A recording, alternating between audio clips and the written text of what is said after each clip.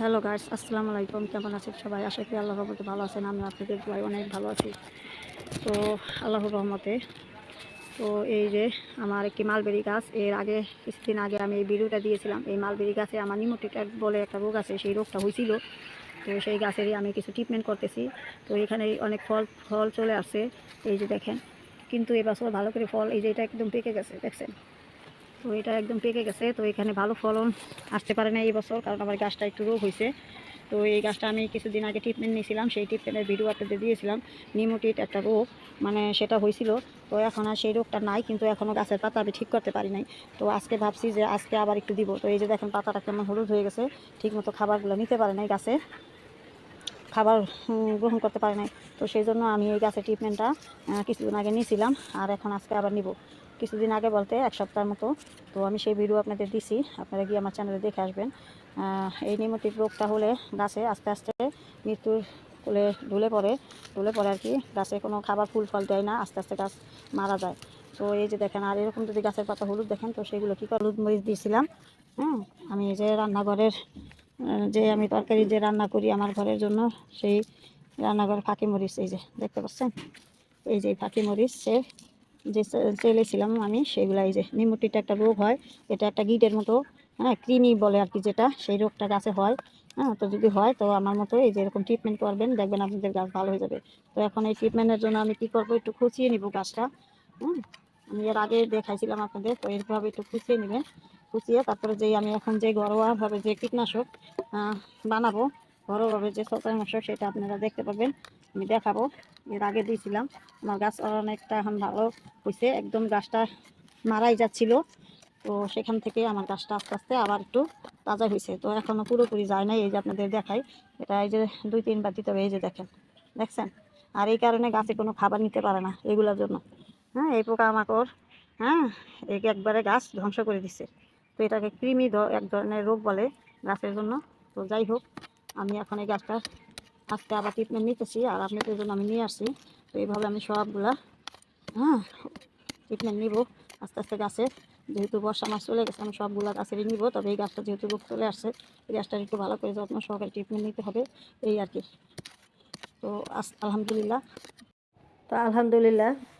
গাছটা আমার এখন আগের থেকে অনেকটা ভালো আছে। আমি যেহেতু একবার নিয়েছিলাম ট্রিটমেন্ট। আর এই যে কয়লাটা দেখতে পাচ্ছেন আমার মাটির চুলায় যে আমি রান্না করি, সেই কয়লাটাও আমি মাটির সাথে দিয়ে দিয়েছিলাম।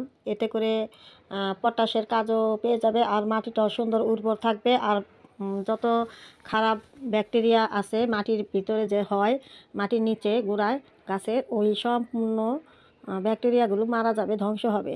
আর উপকারিতা ব্যাকটেরিয়া থাকে মাটির ভিতরে, সেগুলোকে আরও সতেজ করবে। তো এই কয়লাটা অনেক উপকার। এমনও কিছু কিছু জায়গা আছে যে আমি দেখি যে ওনারা শুধু এই কাঠকয়লার ভিতরেই বিশেষ করে গোলাপ গাছটা করে আর কি।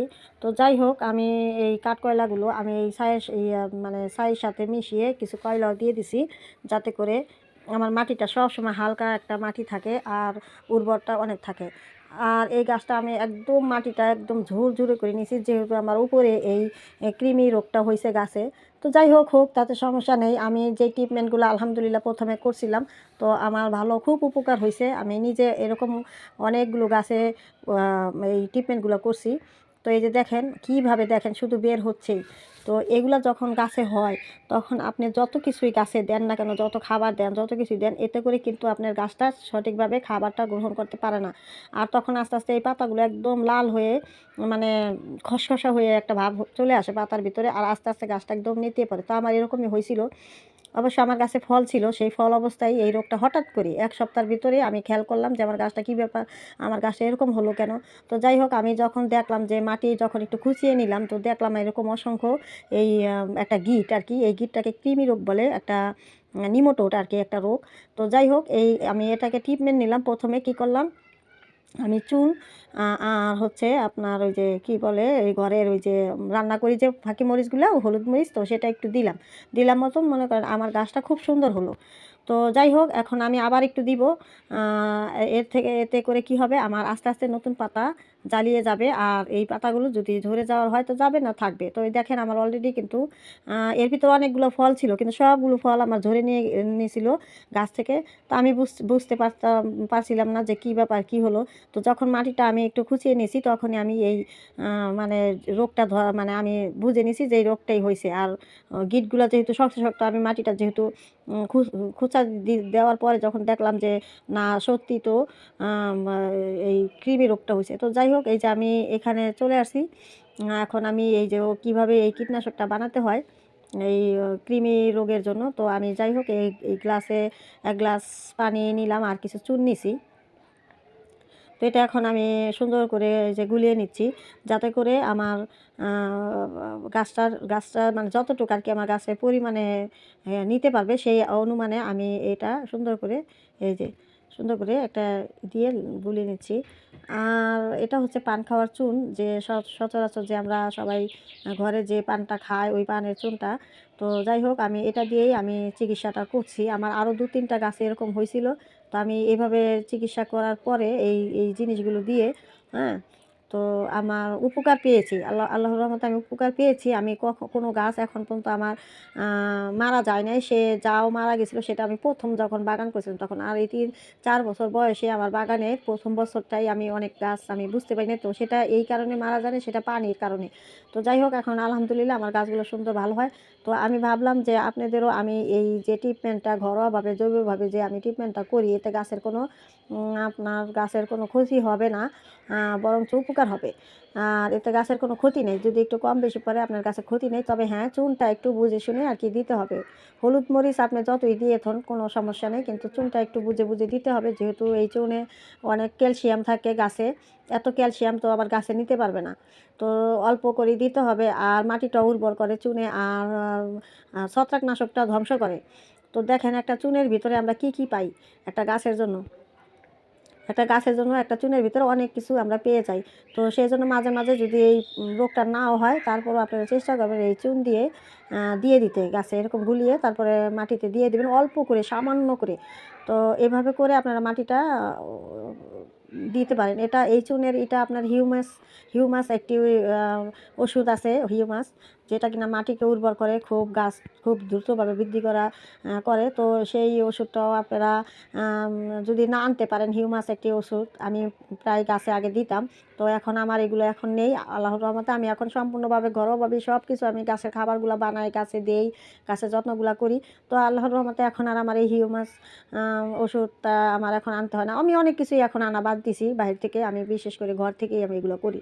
তো এই যে এখন আমি এই যে গাছের গোড়ায় সুন্দর করে আমি দিয়ে দিব, এভাবে করে আস্তে আস্তে করে আমি সুন্দর করে দিয়ে দিব, যাতে করে আমার পুরো পানিটা একদম নিচে পৌঁছে যায়। তো এই যে আমি দেখেন মাটিটা কিভাবে করে নিছি, আমি একদম মাটিটা উঁচা করে তারপরে একটু গর্ত করে কিনার দিয়ে তারপরে আস্তে আস্তে আমি দিয়ে দিচ্ছি। তো এভাবে আপনারা করে দেখবেন, আলহামদুলিল্লাহ আপনাদের অনেক উপকার হবে। আর আমার উপকার হয়েছে বলেই আমি আপনাদের এই জিনিসটা দেখাচ্ছি। তো যাই হোক, করে দেখবেন, দেখার পরে যখন উপকার হবে, হ্যাঁ, যদি পরিমাণ মতো ঠিকঠাক মতো সুন্দর করে দেন, তো এটা আপনি 1 সপ্তাহ পর দিতে পারেন বা 15 দিন পর পর দিতে পারেন। সেটা গাছের বুঝে, যদি গাছ সুস্থ থাকে, হ্যাঁ, তাহলে আপনারা একটু কমই দিবেন। আর যদি গাছ বেশি অসুস্থ থাকে তাহলে একটু চুনের মাপ একই থাকবে, অল্প করে নেবেন সামান্য। আপনার আঙ্গুলের 2 আঙ্গুলের দিয়ে, মানে 3 আঙ্গুল দিয়ে যে চিমটি ওরকমভাবে নেবেন, শুধু এক গাছের জন্য এরকম একটা টব হলে। তো যাই হোক, এই যে আমি দেখেন আমার গাছটা প্রথম তো আমি মানে কী অবস্থা ছিল। তো যাই হোক, এখন অনেকটা ঠিক হয়ে আসছে, আরও ঠিক হবে। আর এই পাতাগুলো একদম ঝরে পড়ে যাবে, আবার নতুন করে পাতা আসবে। তো এর সাথে আমার একটি ব্লিডিং হার্ট, আমার একটা গাছ, খুব খুব সুন্দর একটি ফুল হয় এই গাছে, সাদার ভিতরে লাল টকটকা একটা সুন্দর একটা ফুল আসে। তো এই গাছটা আমার অনেক বড় একটি গাছ ছিল, তো সেই গাছটা মারা গেছে। সেখান থেকে আমি এই গাছটা এই যে কাটিং করে বসিয়ে এই যে এবার দেখেন কত সুন্দর সেই কাটিং করা বসাইছি, সেটার ভিতর আমার ফুল চলে আসে। তো এই গাছটা যেহেতু ওই গাছটার সাথে ছিল, তো আমি এটাকেও একটু দেই, যেহেতু গাছটার কাছাকাছি এই গাছটা ছিল।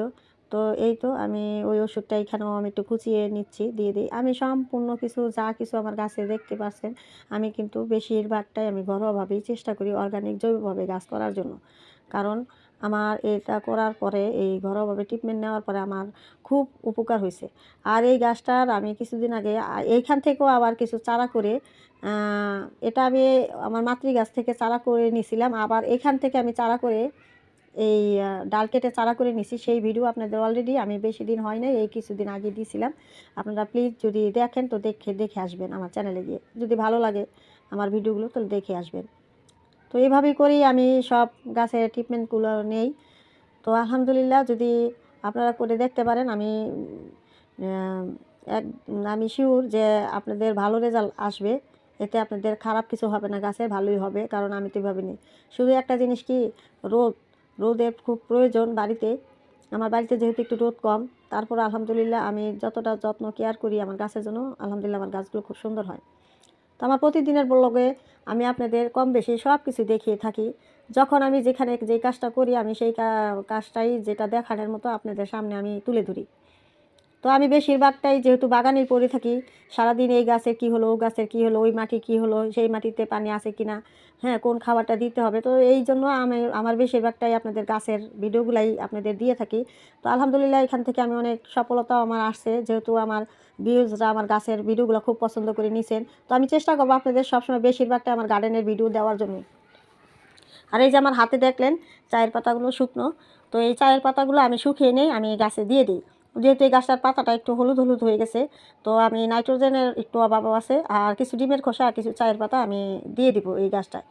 তো এইভাবে করি আমি ডিমের খোসা, চায়ের পাতা, রান্নাঘরের সবজি কোটা, কিচেন কম্পোস্ট, এই পুরনো শুকনো গোবর, এই সমস্ত কিছু আমার চ্যানেলে দেওয়া আছে। আপনারা গিয়ে একটু ঘুরে আসলে হয়তো, যার ভালো লাগে আমার ভিডিওগুলো, ঘুরে আসতে পারেন, দেখলে হয়তো আপনাদের অনেক কাজে আসতে পারে। বিশেষ করে যারা নতুন, আমার মতো খুব শখের বাগান যাদের, দু একটা গাছ যাদের আছে, তাদের জন্য কিন্তু আমার ভিডিওগুলো। আমি বলি না আপনাদের একবারও যে আমি প্রফেশনালভাবে খুব বড় আমার কোনো বাগান, তা না।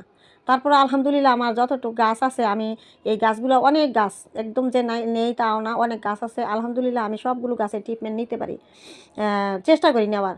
তো নিতেও পারি, আমি সব কিছু এখন বুঝে গেছি, জেনে গেছি আমার কীভাবে গাছ করতে হবে, কীভাবে কী করতে হবে। আর বিশেষ করে এগুলো আমার শখের গাছ, আমার শখের বাগান। তো সেই জন্য আমি যখন যেভাবে পারি আমি মাটিতে খুব কম লাগাই। আমার মনে হয় যে আমি গ্রো ব্যাগে, টপে, হাফ ড্রামে এগুলোর ভিতরে করলে আমার স্বাচ্ছন্দ্য বোধ আসে গাছের জন্য।